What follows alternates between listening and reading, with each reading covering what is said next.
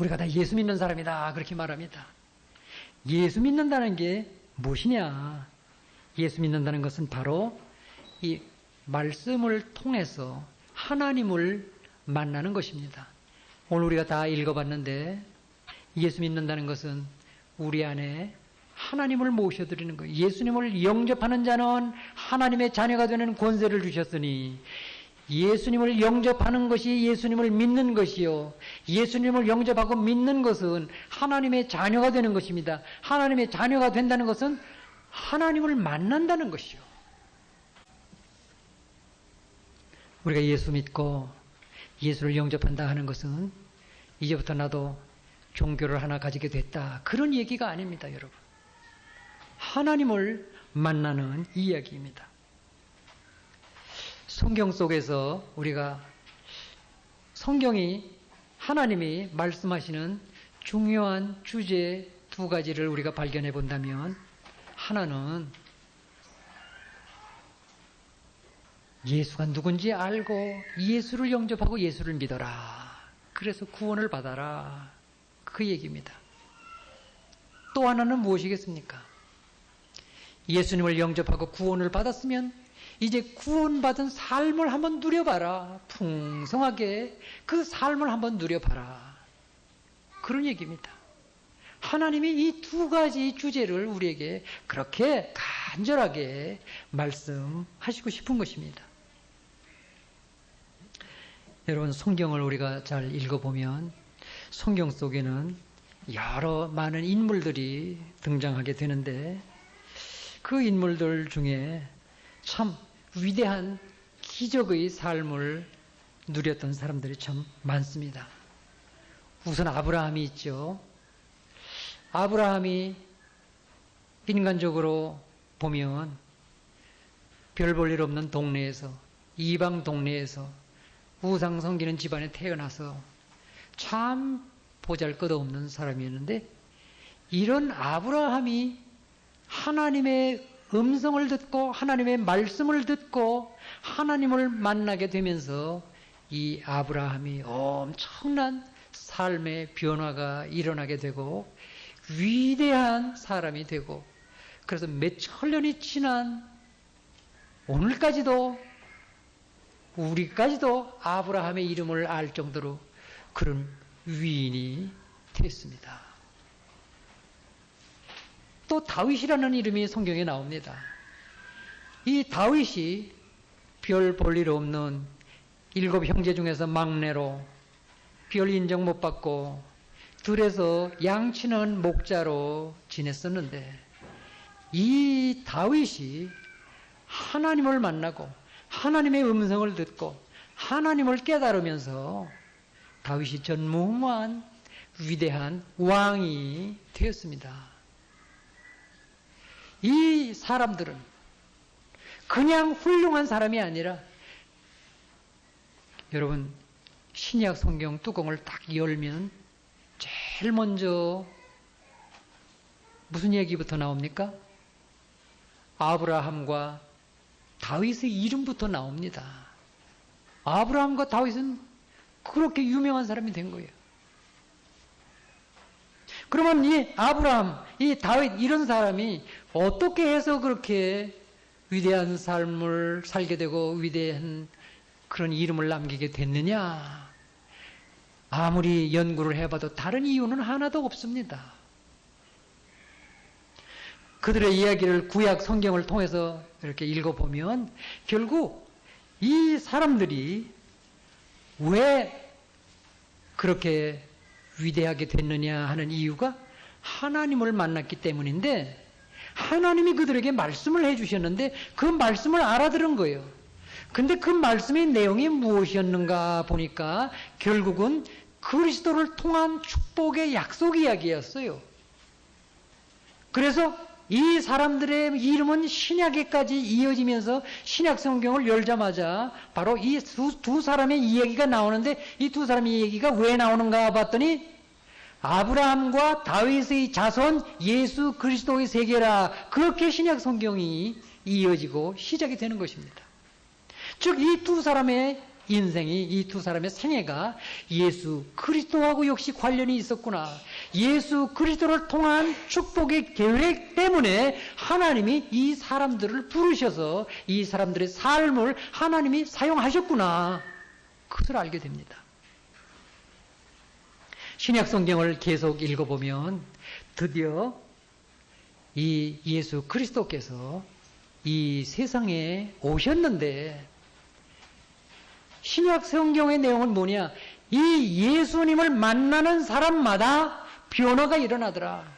이 예수님을 만나는 사람마다 참으로 보잘것없는 사람도 예수님을 만날 때 사람이 변화가 일어나서 위대한 지도자가 되고, 죄인으로 모든 사람들에게 버림받은 사람들이 죄를 용서받고 드디어 지도자가 되고, 불치병에 걸린 사람들이 예수님을 만나면 불치병이 치료가 되고, 귀신 들린 사람들이 예수님을 만나면 귀신이 쫓겨나고, 절망 가운데 인생을 포기한 사람들이 예수님을 만나면 그 사람들이 이제 새로운 희망을 가지고 위대한 삶이 새롭게 다시 시작되는 그런 역사가 일어나는 것을 봅니다.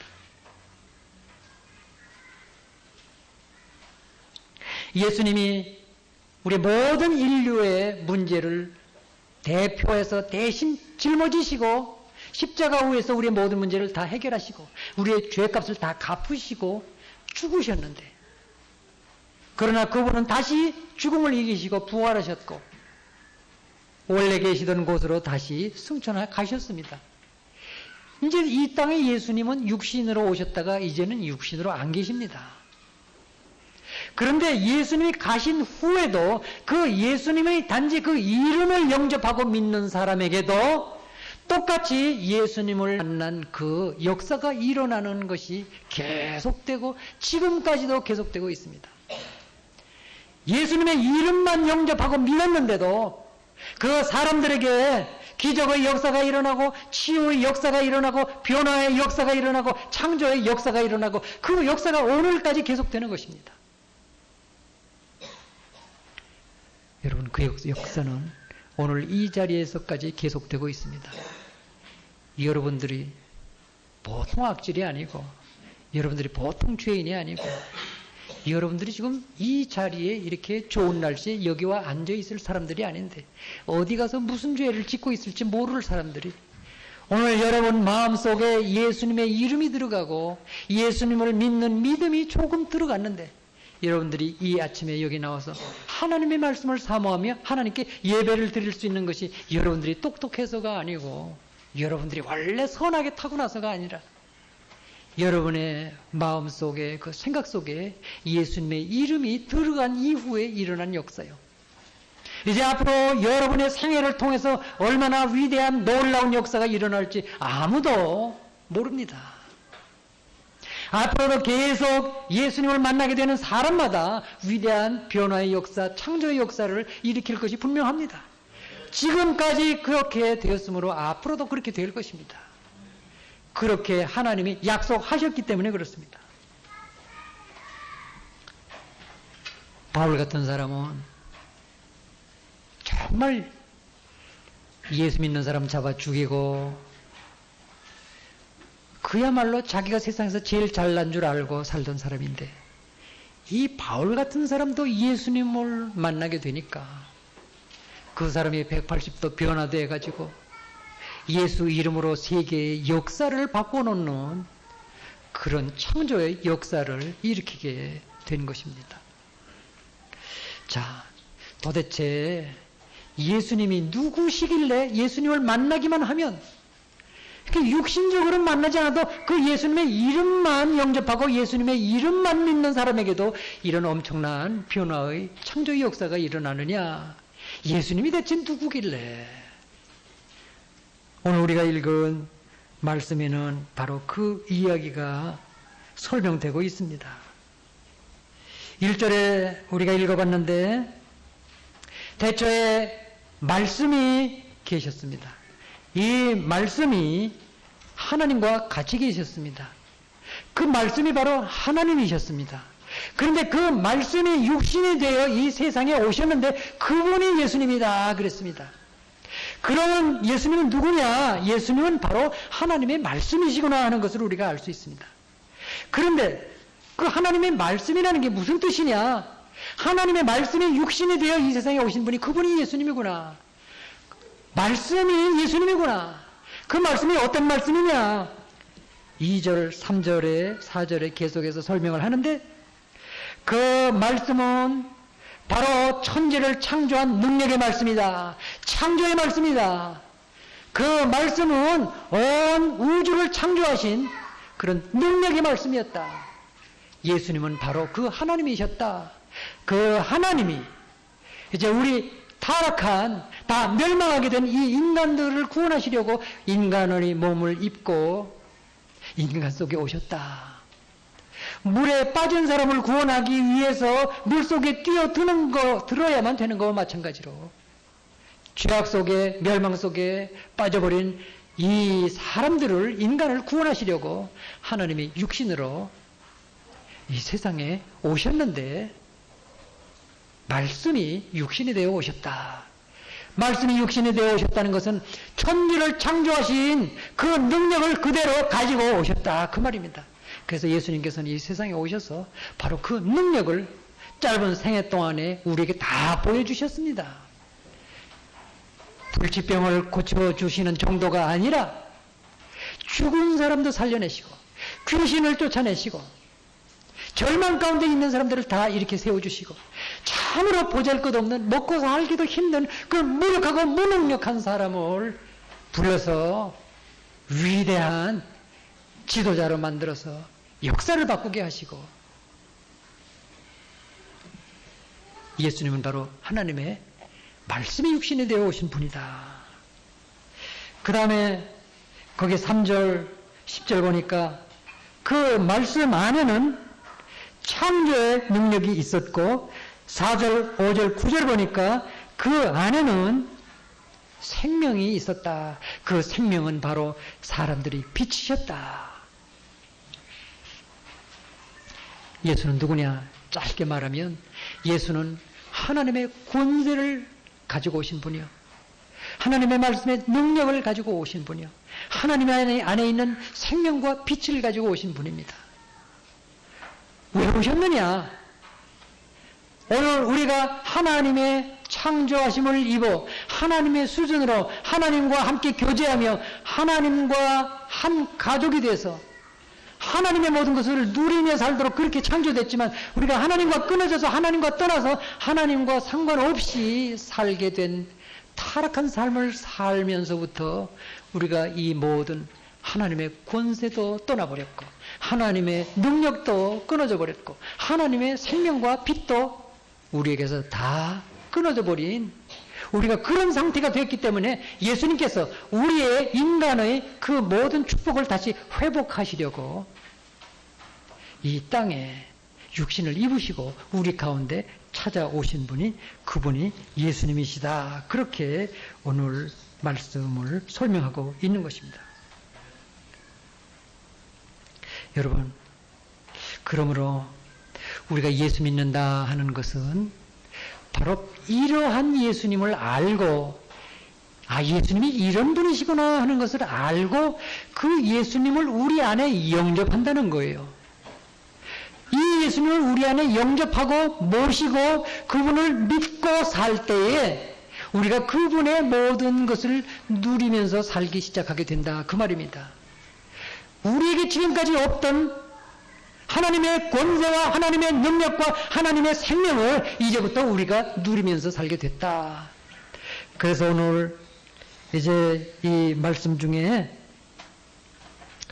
14절을 보니까 그 예수님을 우리가 잘 살펴보니까 그 예수님에게서 우리가 하나님 아버지의 독생자의 영광을 볼 수가 있었더라. 그랬습니다. 예수는 하나님의 영광을 그대로 가지고 오신 분이다.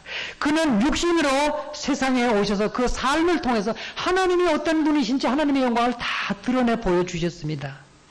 그는 죽으실 때도 그냥 죽으신 게 아니라 그 죽으심을 통해서 우리의 모든 문제를 해결하고 우리를 붙들고 있던 우리를 망하게 하던 마귀의 권세를 꺾으신 우리의 모든 근본적인 문제를 해결하셨는데 바로 그게 십자가에서 죽으신 사건입니다. 죽으심을 통해서도 하나님의 영광을 드러내셨습니다. 그는 죽음으로 모든 것을 끝낸 것이 아니라 죽음을 극복하시고 다시 부활하셔서 그가 참 하나님의 아들이요 그가 참 하나님의 모든 것을 가지고 계심을 하나님의 영광을 부활을 통해서 드러내셨습니다. 우리가 하나님의 영광을 어디서 발견할 수 있느냐? 바로 예수님을 잘 살펴보니 그 예수 안에 하나님의 모든 영광이 다 들어있더라. 또 그분을 잘 살펴보니까 14절, 17절에 있는 바와 같이 그 예수 안에는 사람들에게는 없는 진리와 은혜가 충만하더라. 17절에 보니까 은혜 위에 은혜가 있더라. 오늘 우리는 다 은혜가 필요한 사람들입니다. 여러분, 세상 사람들은 어떻게 살아갑니까? 세상 사람들이 살아가는 방법은 뭡니까? 자기가 열심히 노력해가지고 그 노력의 대가를 얻어먹고 삽니다. 그래서 노력은 성공의 어머니라 그래가면서 노력한 만큼 이렇게 먹고 산다는 거예요. 그럼 우리가 능력이 대단한 사람 같으면 노력해서 대단한 것을 얻겠는데 인간이 그렇게 대단한 존재가 아니라는 데에 문제가 있습니다. 실제적으로 우리가 중요한 것은 다 불가능합니다. 우리의 능력으로. 우리가 뭐 조금 이렇게 노력해서 이렇게 먹는 것은 거둬들일 수가 있지만은 용돈은 이렇게 벌어서 쓸 수도 있고 뭐 조금 재미있는 거 할 수 있지만 진짜 중요한 일은 우리가 하나도 해결할 수 있는 능력이 없습니다. 그래서 우리가 우리의 능력으로 열심히 노력해서 그 대가를 먹고 살려면 우리는 동물의 한계를 벗어날 수가 없습니다. 이 저주의 운명을 도무지 우리가 해결할 수가 없습니다. 우리에게 닥쳐지는 재앙과 불행을 도무지 해결할 길이 없습니다. 잘 되는 것 같았는데 다 성공한 것 같았는데 어느 날 하루아침에 무너지면 감당할 방법이 없습니다. 우리의 생명이 내일 어떻게 될지 모릅니다. 우리는 굉장히 연약한 사람들이요. 굉장히 어리석은 사람들이요. 그렇기 때문에 우리에게 진짜 필요한 것은 하나님의 은혜입니다. 내가 가치가 있기 때문에 그 가치의 대가로 우리가 뭘 얻어서는 내가 열심히 노력해가지고 그 노력한 대가를 얻은 거 가지고서는 우리의 인생이 참 사람답게 살 수가 없습니다. 그러므로 우리에게 필요한 것은 은혜요. 하나님의 은혜요. 은혜라는 건 뭔가 하니 내가 가치가 있어서 가치의 대가를 받는 게 아니라 노력의 대가를 받는 게 아니라 내가 행동을 잘해가지고 그 대가를 받는 게 아니라 나는 참 자격이 없지만은 참 보잘것이 없는데도 불구하고 하나님이 우리에게 은혜로 주시는 것들 그것들이 우리에게 필요한 거예요. 여러분의 자녀들은 뭐 가지고 삽니까? 여러분의 어린 자녀들 한번 생각해 보십시오. 여러분의 어린 자녀들, 철없는 어린 자녀들은 뭘 가지고 삽니까? 노력해서 먹고 삽니까? 잘나서 먹고 삽니까? 능력의 대가를 얻어서 살아갑니까? 부모의 은혜로 살아가잖아요. 여러분들이 여러분의 자녀에게 다 공짜로 은혜로 모든 것을 돌봐주고 모든 것을 제공해주고 사랑해주고 보호해주고 그래서 여러분들이 자녀가 살아가지 않습니까? 여러분들의 자녀에게 절대적으로 필요한 건 뭡니까? 부모의 은혜 아닙니까? 부모의 은혜를 싹 걷어버리면 여러분의 자녀가 당장에 어떻게 됩니까? 노력으로 먹고 살 것입니까? 오늘 우리에게 참 은혜가 필요한데 이 은혜가 어디서 받을 것이냐? 이 은혜를 우리가 어떻게 해야 받을 것이냐? 육신이 되어 우리 속에 오신 예수 그리스도를 살펴보니 그 안에 진리와 은혜가 충만하더라. 은혜 위에 은혜더라. 오늘 우리가 그래서 예수를 영접하고 예수를 믿으려는 것입니다. 예수님은 그런 분입니다. 우리가 예수님을 통해서 바로 하나님을 만나는 길이 됩니다. 예수님을 통해서 하나님의 은혜를 받을 수 있는 자격이 얻어집니다. 예수님을 우리 안에 영접하는 것은 바로 하나님을 우리 안에 영접하는 것입니다. 예수님을 우리 안에 영접하는 것은 바로 하나님의 은혜로 이제부터는 우리가 신분이 하나님의 자녀로 변화되는 것입니다. 예수님을 영접하고 예수님을 믿는 것은 우리가 하나님의 자녀가 되는 것을 의미합니다. 영접한다는 것을 이제 이 예수님을 알고 이 예수님이 누군지를 이해하고 이 예수님을 믿고 이 예수님이 우리로 해서 모든 문제를 해결하셨다는 이 사실, 하나님께서 보내신 이 예수님이라는 사실, 이 예수님이 하나님의 아들이라는 사실, 아니 이 예수님이 바로 하나님이시라는 사실, 이 예수님이야말로 우리의 모든 문제의 답이요 우리의 모든 문제의 해결자요 우리를 구원하실 분이라는, 그래서 이 세상에 오셨다는 사실, 이것을 알고 이 예수님을 우리 안에 영접하고 나를 구원하실 주님으로 영접하고 그를 믿고 살기 시작할 때에 그때 일어나는 일이 뭐냐? 바로 우리의 신분이 하나님의 자녀가 된다. 그래서 오늘 12절이 굉장히 중요합니다. 그 이름, 예수 이름을 영접하고 믿는 자는 하나님의 자녀가 되는 권세를 주셨으니, 하나님의 자녀가 된다는 것은 이제부터 우리의 능력으로 우리의 힘으로 살지 않고 하나님의 능력으로 하나님의 힘으로 하나님의 은혜로 살게 되었다는 말인 것입니다. 이제부터 우리가 마귀에게 붙잡히지 않고 마귀에게 멸망받지 않고 마귀에게 이끌려 죄에 빠지지 않고 하나님의 자녀로 살아갈 수 있게 되었다는 것입니다. 이제 영접하는 순간 우리의 족보가 바뀌는 거예요. 우리가 육신으로 태어날 땐 아담의 자손으로 태어났지만 예수님을 영접하는 그 순간에 예수님의 새로운 생명으로 아브라함의 자손으로 우리의 족보가 바뀌는 순간입니다. 영접하는 그 순간에 이제 우리 안에 하나님의 말씀이 들어온다는 얘기예요. 말씀이 육신이 되어 우리 가운데 거하시며 그 말씀이 우리 안에 들어오는 것입니다. 예수님을 영접하고 믿는 그 순간부터 하나님의 능력의 말씀, 창조의 능력의 말씀이 우리 안에 들어오셔서 우리 안에 변화의 역사를 일으키시고 우리 안에 창조의 역사를 일으키시고 우리를 전혀 새로운 피조물로 바꾸어 가시는 역사가 드디어 시작됐다, 그 말입니다. 예수 믿는 사람은 이제부터 변화가 일어나기 시작하는 것입니다. 이제부터 내 안에서 새로운 창조의 역사가 일어나기 시작하는 것입니다. 여러분은 이제부터 변화될 것입니다. 여러분의 삶은 이제부터 바뀌게 될 것입니다. 여러분이 정말 예수님을 여러분 안에 영접하고 하루 종일 그를 믿는 믿음으로 살기만 한다면 하나님의 말씀이 여러분을 바꿔가실 것입니다. 여러분의 삶이 바뀌면 여러분의 운명도 바뀌는 것이요 여러분의 축복도 바뀌게 되는 것을 의미합니다.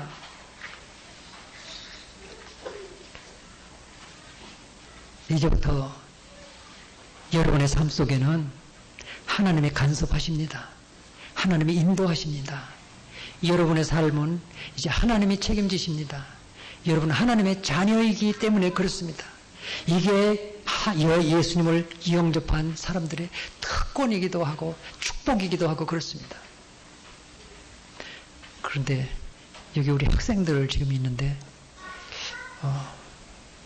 학생들은 그 부모가 너무 많이 간섭하면 되게 싫은가 봐요. 엄마 아빠가 너무 간섭을 많이 하면 반항을 많이 하더라고요. 그게 제일 싫은가 봐요. 그런데 그 반대로 한번 생각해 보십시오. 여러분의 부모가 여러분 하나도 상관하지 않고 그래 네 마음대로 100% 네 마음대로 살아봐라.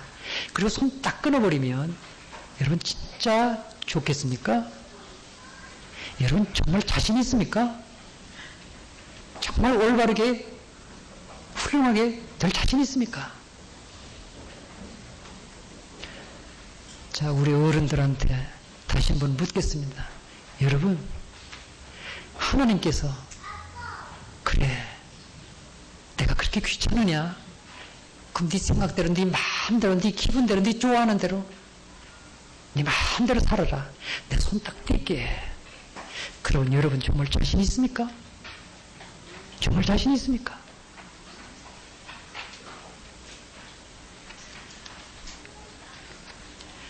여러분들은 틀림없는 하나님의 자녀가 됐기 때문에 이제부터 하나님이 여러분을 간섭합니다. 때로 여러분들이 생각을 잘못할 때에는 하나님이 여러분의 손목을 비틀지도 모릅니다.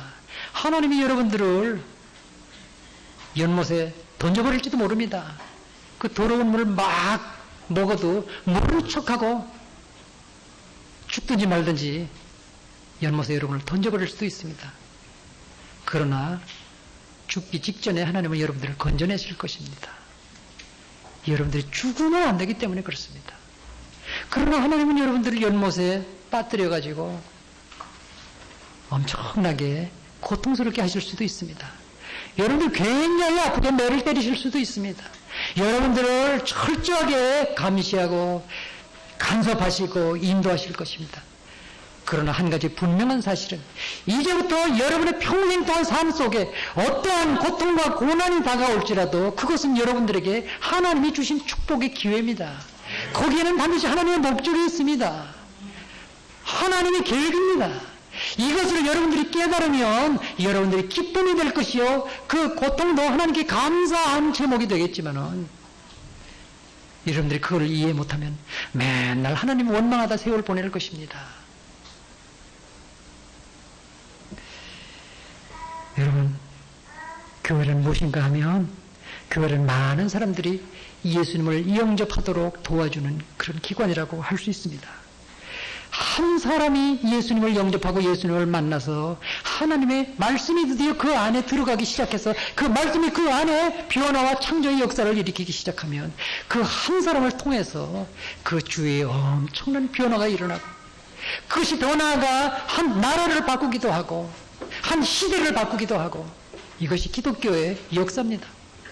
내가 얼마나 무식하냐, 내가 얼마나 인격적으로 잘 됐냐, 못 됐냐, 내가 얼마나 능력 있는 사람이냐, 내가 얼마나 좋은 학교를 나오냐, 그거 관계없습니다, 여러분. 하나님은 너무너무 무식한 사람을 통해서, 너무너무 무능력한 사람을 통해서도 하나님은 역사를 바꾸는 위대한 일을 행하십니다. 여러분이 여러분의 생애를 하나님께 맡겨 주실 수만 있다면 하나님의 여러분의 생애를 통해서 위대한 역사를 이루어 가시기를 하나님은 원하십니다. 그래서 오늘 여러분들이 다 예수님을 영접하신 분들인 줄 압니다. 아직 예수님을 영접하고 믿지 않는 분들은 예수님을 영접하셔야 됩니다. 예수님을 영접하지 않으면 아직 하나님의 자녀가 아닙니다. 예수님을 영접한 사람은 이제부터 무엇이든지 하나님 앞에 예수 이름으로 기도하라고 그랬습니다. 하나님이 다 들으신다고 그랬습니다. 왜냐하면 자녀이기 때문에. 여러분 이제 그 예수님을 확실하게 영접하고 확실하게 믿으시기 바랍니다. 이 예수님이 바로 하나님을 만나는 길입니다. 예수님을 믿으시기 바랍니다. 예수님을 믿는 여러분에게 하나님의 자녀가 되었으므로 하나님이 이제부터 여러분을 항상 함께 해주시고 여러분의 삶을 책임져 주실 줄 믿습니다. 하나님이 늘 여러분과 함께 하신다.